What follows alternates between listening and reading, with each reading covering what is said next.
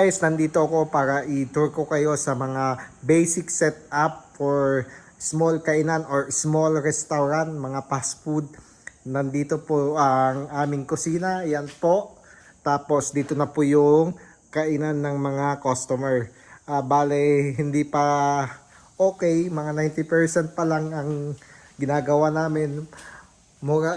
Bale itong salamin, mura lang po to, budget meal, 500 pesos, and then linagyan lang namin ng angle bar, kahoy, tapos tatlong layer na cabinet for stock,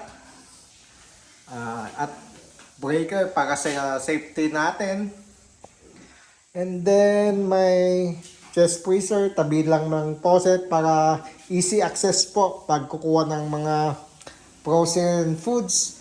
I-defrost lang dito. Ilaw, exhaust fan. Syempre may exhaust fan tayo dito para hindi mainit.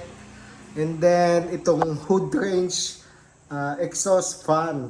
At the same time, pwede pong lagyan ng mga kaldero dito sa taas.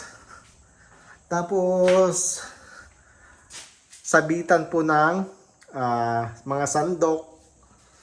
So dito po ang lutuan natin. Baka gusto nyo pong gayain o i-revise itong design ko para sa ipapatayo nyong mga kainan or small kainan. So ayun na nga guys, hanggang dito na lang tayo dahil hindi pa tapos. Ibibideo ko po sa inyo pag tapos na po ang pwesto namin. So bye bye!